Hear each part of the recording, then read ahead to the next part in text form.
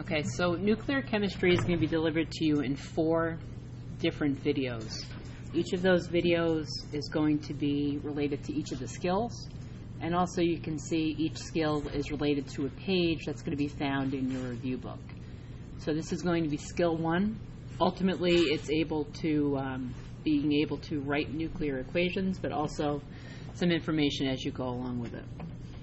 So if you want to kind of keep your book open to 216, which is all about your nuclear chemistry. Again, you'll be learning this for the first time and hopefully being able to apply some of these skills, not only in your skill packet, but in your review. So let's look at a couple things together. So when we talk about nuclear chemistry, we're ultimately talking about how things are going to be broken down into totally different compounds and creating a whole bunch of energy.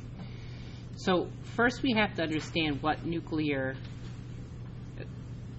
equations, or nuclear reactions occur and where we're going to see those occur. So it all comes down to the fact that some elements are not stable. They're not stable because they do not have equal numbers of protons to neutrons. So if we take a look at figure 12-1, as you can see, the number of protons as they increase, we should have an equal number of protons and neutrons. But you can see as we start getting bigger and bigger and bigger, this belt of stability is roughly between the number of protons and neutrons being equal, and that being twice the number of neutrons per protons. So we can make the assumption that as we go through the periodic table and the number of protons increase, the number of our neutrons are going to exponentially increase as well. So if you take a look at elements that are, say, group, let's do period 6 and 7. Those are going to be your areas of instability. So for example, if you find uranium, which is number 92, 92 is beyond this graph, and there's about 235 neutrons. So if we take a look, just kind of extrapolating from this graph, we're talking about something that is way out here. Very unstable, which makes sense because uranium is used to make nuclear bombs, which is not a good idea. So the stability of an isotope is determined by the number of protons equaling the number of neutrons.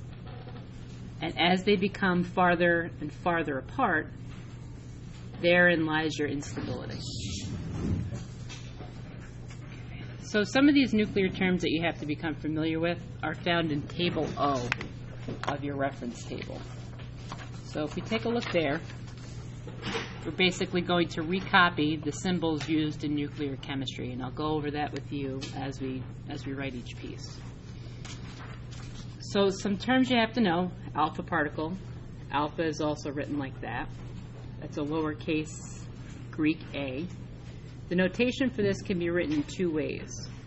It can be written either as a helium atom, meaning that it has a mass of 4 and a proton number of 2, or we can write it using the same numeric notation but using the symbol, which is alpha.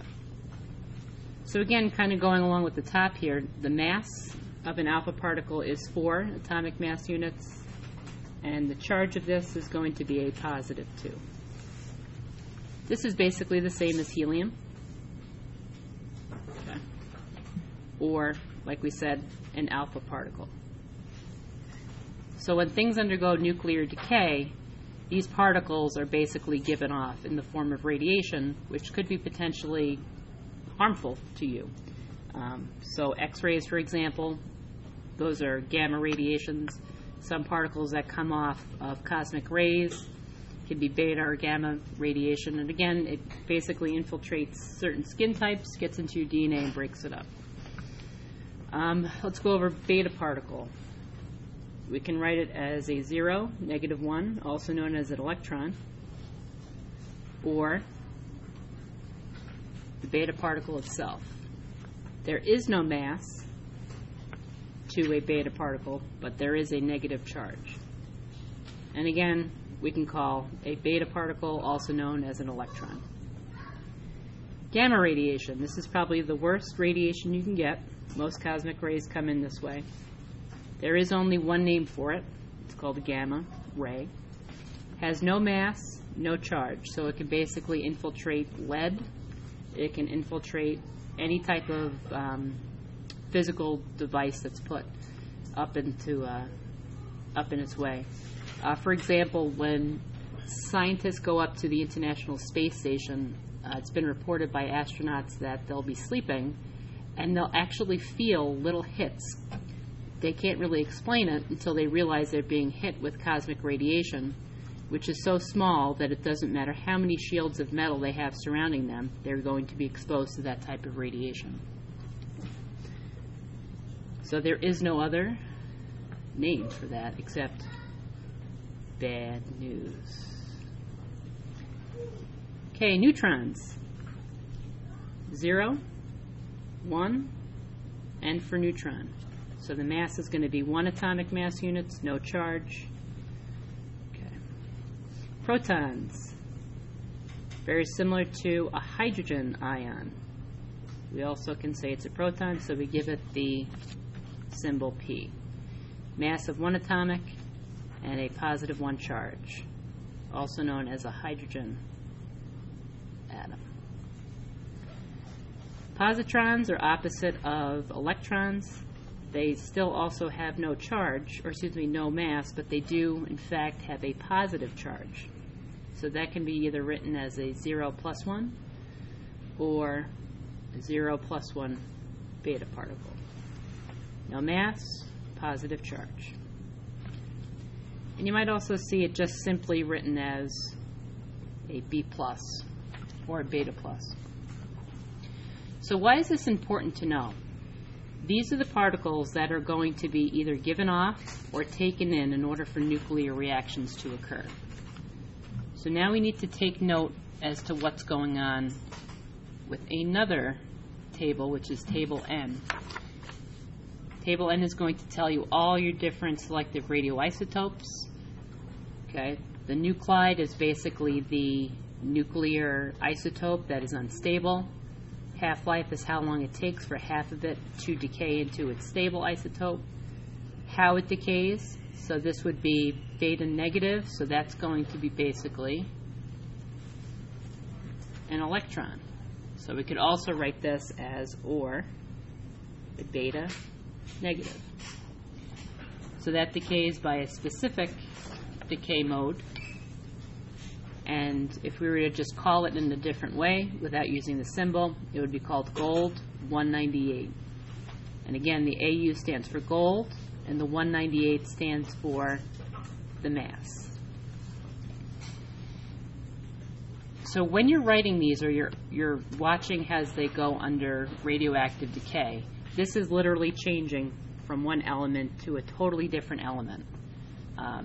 It loses high energy particles, either alpha or beta, or in some cases positrons or gamma rays.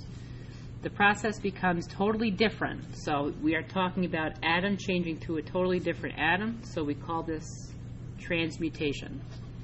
Anytime you see this, this is not normal, so we call this artificial transmutation. Because artificial transmutation is where we are manipulating how these particles are being broken up. There are some natural transmutations that occur. For example, carbon-14 naturally decays without any assistance. But artificial transmutation is where we get our nuclear bombs from. So just something to consider as you come along through understanding transmutation. So our nuclear equations are written to track the changes, to show how they're decaying, and it's important that you understand that we conserve mass and we conserve charge. And if you remember back to redox, we also conserve electrons. So the mass on the left must equal the mass on the right. The charges on the left must equal the charges on the right. So the nuclear charge of an atom is the atomic number. Okay, so nuclear charge, atomic number, same thing. So this is how you would write nuclear equation decays. So let's take a look at the gold 198. We don't know how it decays unless we start looking at table N. Once we look at table N, we can see, okay, it decays by a beta particle. So what we're going to do is we are going to take this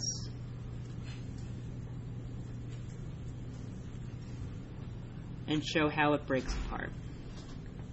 So if I have a beta particle, meaning that it's decaying, it's giving off something, our beta negative is going to be a -1, 0, and we have to figure out what is it going to decay into.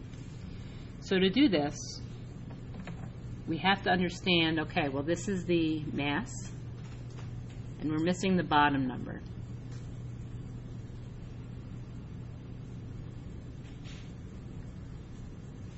The bottom number is going to be the proton number, or the nuclear charge, so that's 79. So we have to basically do an algebra equation. What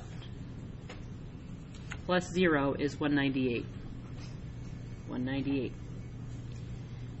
What plus -1 equals 79? 80. Once I come up with my proton number or my nuclear charge, I go back to my periodic table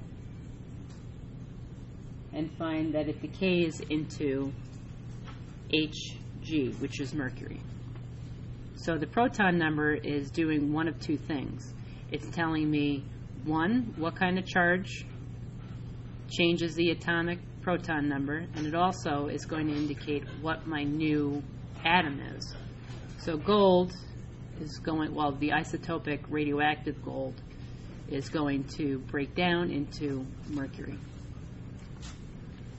So let's do that again. Let's take a look at potassium, 42K. So if we take a look, 42K is here.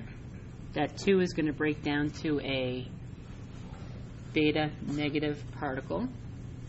So I do that, and I write 0, -1. So again, looking at my top numbers, I don't have my bottom number. I go and I look at my periodic table, and I see that potassium is 19. So 0 plus what is 42? That's my mass number. -1 plus something is 19. I take my proton number, and it decays into calcium. You're going to continue to do B and D, and again, the type of decay mode is by beta negative, also known as an electron. Also, what I want you to try to do is take the different decay modes, and again, I'll show you how to do this one. Francium, 220, right there. That's done so by an alpha particle. Okay, so that is going to break into 4,2 helium, or I can just write alpha. Again, I find out what francium is, which is 87. So what plus 2 is 87? 85. What plus 4 is 220? 216. And 85 is going to be AT. If you have any questions, let me know.